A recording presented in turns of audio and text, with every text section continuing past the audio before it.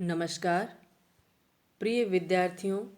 आज हम BA first year के पेपर सेकंड की सेकंड यूनिट को शुरू कर रहे हैं, जो कि संघीय कार्यपालिका के बारे में है।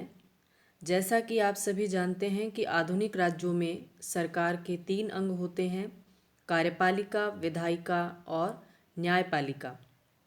इनमें कार्यपालिका वो अंग है जो विधायिका के द्वारा लिए गए निर्णयों को लागू करने का काम करता है, या विधायिका के द्वारा स्वीकृत नीतियां और उन्हें लागू करने की जिम्मेदारी कार्यपालिका पर होती है। कभी कभी कार्यपालिका नीति निर्माण में भी भाग लेती है। तो हम इसी कार्यपालिका के बारे में इस वीडियो में चर्चा करेंगे। भारत में संसदीय ढांचे को अपनाया गया है, क्योंकि ब्रिटिश शासन के जो अनुभव हैं उसमें हमने संसदीय शासन व्यवस्था का संचालन जो था उसका प्रशिक्षण प्राप्त किया था। 1919 और 1935 के अधिनियम में भारत में संसदीय व्यवस्था है वो लागू की गई थी, और इस प्रकार की व्यवस्था में दोहरी कार्यपालिका पाई जाती है। एक कार्यपालिका जिसे हम वास्तविक कार्यपालिका कहते हैं, जो प्रधानमंत्री और उसका मंत्रिमंडल है, और दूसरी कार्यपालिका जिसे हम नाम मात्र की कार्यपालिका कहते हैं, जिसमें राष्ट्रपति को शामिल किया जाता है। तो उसी नाम मात्र की कार्यपालिका का अध्ययन आज के इस वीडियो की विषय वस्तु है। हम भारत के राष्ट्रपति, उसकी निर्वाचन की प्रक्रिया और उसकी महाभियोग की प्रक्रिया को इस वीडियो में पढ़ेंगे। प्रेसिडेंट यानी राष्ट्रपति, ये राष्ट्रपति के बारे में संविधान में जो प्रावधान किए गए हैं वो अनुच्छेद 52 से प्रारंभ होते हैं। अनुच्छेद 52 कहता है, भारत का एक राष्ट्रपति होगा। संघ की कार्यपालिका शक्तियां राष्ट्रपति में निहित होगी और वो इनका प्रयोग संविधान के अनुसार स्वयं या अधीनस्थ पदाधिकारियों की सहायता से करेगा। यानी यूनियन की, संघ की जो भी एग्जीक्यूटिव पावर्स हैं वो राष्ट्रपति में होगी, और वो इनका प्रयोग खुद या फिर अपने अधीनस्थ जो पदाधिकारी हैं उनकी सहायता से करेगा। अनुच्छेद 58 राष्ट्रपति पद के लिए योग्यताओं का निर्धारण करता है। इसके लिए निम्नलिखित योग्यताएं हैं कि वह भारत का नागरिक हो, उसकी न्यूनतम आयु है वो 35 वर्ष होनी चाहिए, और वह लोकसभा सदस्य के रूप में भी निर्वाचित हो सकने की योग्यता रखता हो। इसी तरह से जब हम उपराष्ट्रपति की योग्यताएं पढ़ेंगे तो उपराष्ट्रपति चूंकि राज्यसभा का सभापति भी होता है, तो उसके लिए जो योग्यताएं हैं उसमें उसे राज्यसभा सदस्य के रूप में निर्वाचित होने की योग्यता धारण करना आवश्यक है। राष्ट्रपति का निर्वाचन अनुच्छेद 54 से लेकर 55 तक विस्तृत है, जिसमें उसके निर्वाचक मंडल और निर्वाचन की पद्धति के बारे में बताया गया है। राष्ट्रपति का निर्वाचन अप्रत्यक्ष और एकल संक्रमणीय मत पद्धति के द्वारा होगा। अप्रत्यक्ष लोकतंत्र में 2 प्रकार के चुनाव होते हैं, प्रत्यक्ष तथा अप्रत्यक्ष। प्रत्यक्ष जिसमें सारी जनता है वो सीधे भाग लेती है, मतदान करती है, और अप्रत्यक्ष वो निर्वाचन होते हैं जिनमें जनता अपने प्रतिनिधियों के माध्यम से भाग लेती है। यानी हमने जो प्रतिनिधि चुन रखे हैं वो हमारे लिए राष्ट्रपति के निर्वाचन में मतदान करेंगे। तो राष्ट्रपति के निर्वाचन में सीधे जनता भाग नहीं लेती है, जनता के विधानसभाओं और संसद में चुनकर भेजे गए प्रतिनिधि ही इस निर्वाचन में भाग लेते हैं। राष्ट्रपति का निर्वाचन ऐसे निर्वाचक मंडल के द्वारा किया जाएगा जिसमें संसद के दोनों सदनों के निर्वाचित सदस्य, यहाँ ये बात ध्यान रखने की है कि लोकसभा और राज्यसभा के केवल निर्वाचित सदस्य इस चुनाव में भाग लेते हैं। मनोनीत सदस्य या नाम निर्देशित जिसे हम कहते हैं वो सदस्य इस निर्वाचन में पार्टिसिपेट नहीं करते हैं।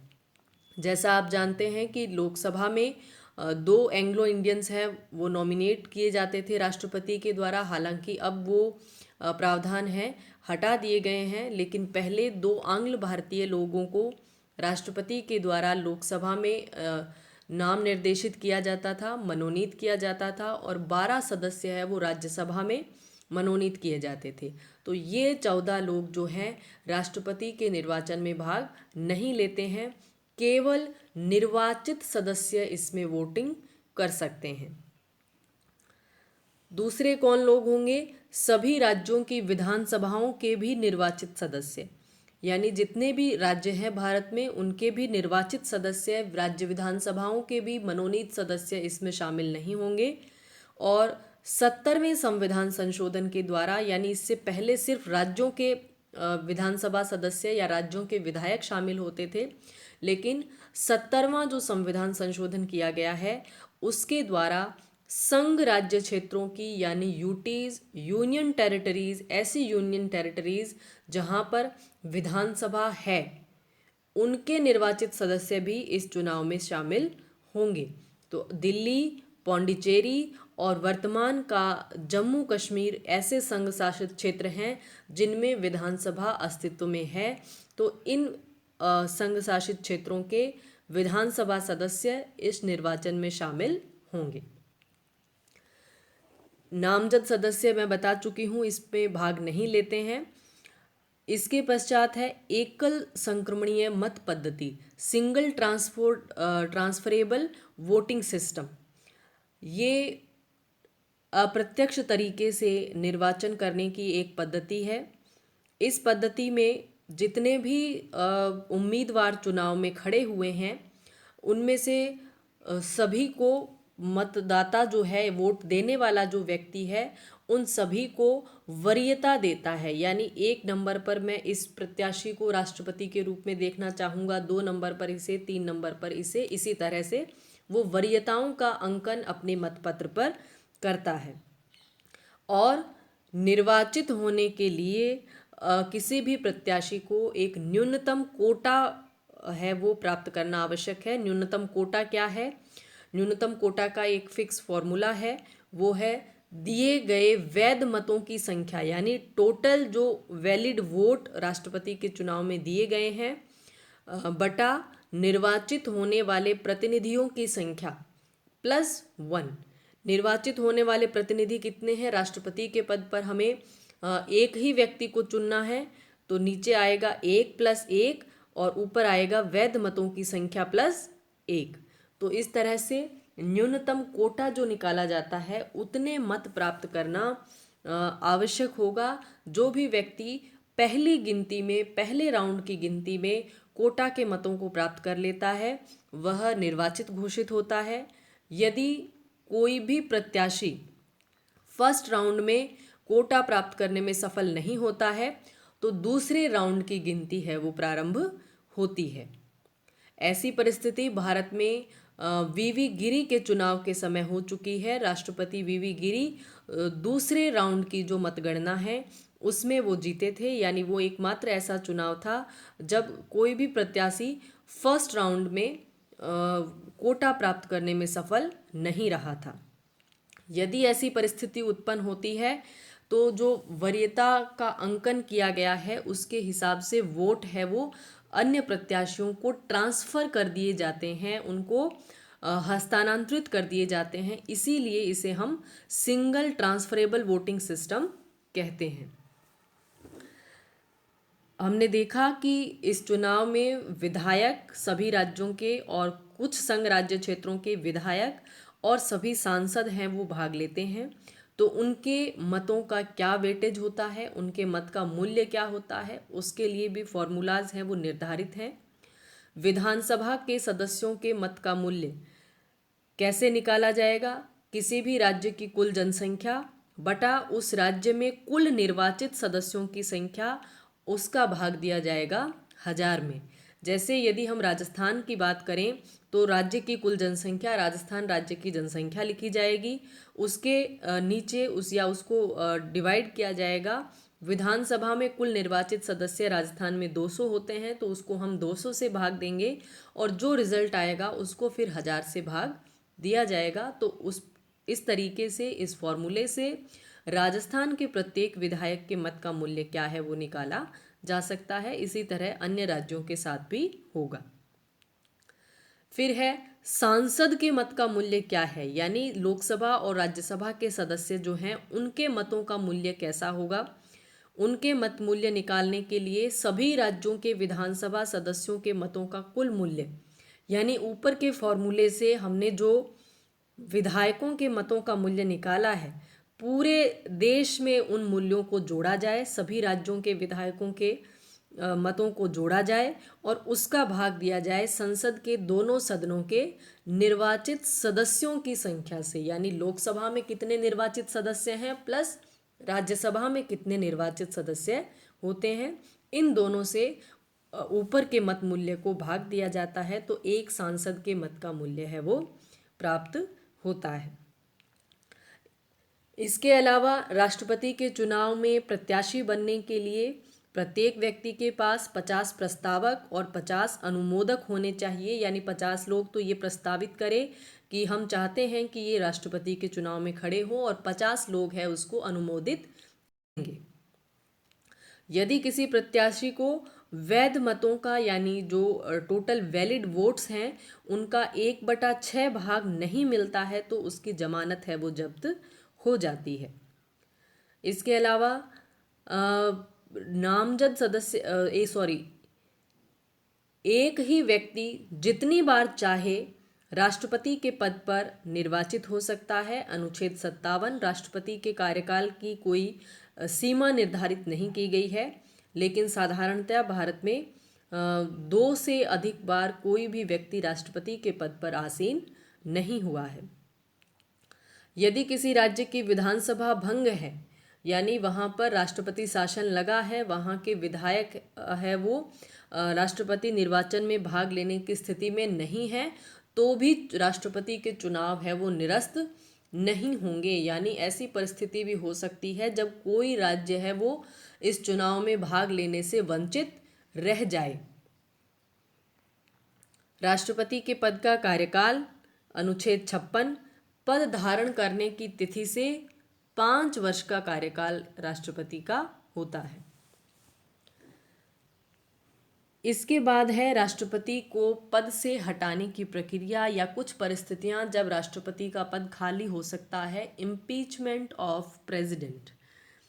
अनुच्छेद 61 कहता है संविधान के अतिक्रमण के लिए राष्ट्रपति पर महाभियोग चलाया जा सकता है। महाभियोग की प्रक्रिया भी संविधान में विहित की गई है। संसद के किसी भी सदन के द्वारा, चाहे तो वो राज्यसभा है चाहे लोकसभा है, कोई भी सदन अपने 1/4 सदस्यों के साथ 14 दिन की पूर्व सूचना देकर महाभियोग का प्रस्ताव है वो अपने सदन में ला सकता है। महाभियोग का प्रस्ताव, मान लीजिए लोकसभा के 1/4 सदस्य हैं, वो 14 दिन का पूर्व नोटिस देंगे अपने स्पीकर को और फिर महाभियोग का प्रस्ताव सदन में लाएंगे। उस प्रस्ताव पर चर्चा होगी और यदि वो प्रस्ताव सदन की कुल सदस्य संख्या के 2/3 बहुमत से पारित हो जाता है तो उसे दूसरे सदन में भेज दिया जाता है। और यदि ये आरोप सिद्ध होते हैं, यानी जो आरोप राष्ट्रपति पर लगाए गए हैं वो सिद्ध होते हैं, तो जांच करने वाला सदन भी यदि उसे 2/3 बहुमत से पारित कर देता है तो इस प्रस्ताव को पारित समझा जाएगा। इम्पीचमेंट प्रोसेस है ये पूरी समझी जाएगी और जिस दिन दूसरे सदन से प्रस्ताव पारित होगा उसी तिथि से राष्ट्रपति को अपने पद से हटना होगा। आज तक की जो भारत की स्थिति है उसमें किसी भी राष्ट्रपति के ऊपर महाभियोग की प्रोसेस है वो नहीं इनिशिएट की गई है, किसी पर महाभियोग नहीं लगा है आज तक। इसके अलावा महाभियोग से हटने के अलावा कोई अन्य कारण हो सकता है। राष्ट्रपति विदेश दौरे पर है, राष्ट्रपति अपना कार्य करने में असमर्थ है, वो बीमार है, ऐसी परिस्थितियां भी हो सकती है। इन सब में राष्ट्रपति का पद यदि रिक्त होता है या वो अपने पद से अनुपस्थित रहता है तो उपराष्ट्रपति है वो तुरंत उसका पदभार है उसे ग्रहण करता है। अब यदि उपराष्ट्रपति का पद भी ऐसी स्थिति में खाली है तो क्या होगा? उस समय सर्वोच्च न्यायालय का मुख्य न्यायाधीश राष्ट्रपति के पद को संभालेगा। ऐसी परिस्थिति भी एक बार हो चुकी है जब सर्वोच्च न्यायालय के मुख्य न्यायाधीश CJI मोहम्मद हिदायतुल्लाह है, उन्होंने राष्ट्रपति का पदभार है वो संभाला था। नए राष्ट्रपति का निर्वाचन है वो पद रिक्त होने की तिथि से 6 माह के भीतर ही होना आवश्यक है। यानी यदि इम्पीचमेंट से या राष्ट्रपति की मृत्यु से 2 राष्ट्रपति भारत में ऐसे रह चुके हैं जिनकी मृत्यु पद पर रहते हुई, जाकिर हुसैन और फखरुद्दीन अली अहमद तीसरे और 5वें राष्ट्रपति थे भारत के जिनकी मृत्यु पद पर रहते हो गई थी। तो यदि ऐसी कोई स्थिति आती है तो जिस दिन पद रिक्त हुआ है उससे 6 माह के भीतर भीतर निर्वाचन करवा लेना आवश्यक होगा, क्योंकि राज अवकाश है वो नहीं रहना चाहिए। इसीलिए तुरंत उपराष्ट्रपति उस पद को ग्रहण करता है और उसके बाद जितनी जल्दी संभव हो ये निर्वाचन हो जाने चाहिए। इसके अलावा राष्ट्रपति और उपराष्ट्रपति के निर्वाचन से संबंधित यदि कोई शंका अथवा विवाद है तो उनकी जांच और निर्णय, इसका अंतिम अधिकार है वो सुप्रीम कोर्ट ऑफ इंडिया सर्वोच्च न्यायालय को होगा और उसका निर्णय है वही अंतिम होगा। तो इस वीडियो में हमने राष्ट्रपति का निर्वाचन और उसको इम्पीचमेंट की जो प्रोसेस है उसको हमने पढ़ा है। इससे अगले वीडियो में हम राष्ट्रपति के कार्य और शक्तियों का अध्ययन करेंगे। धन्यवाद।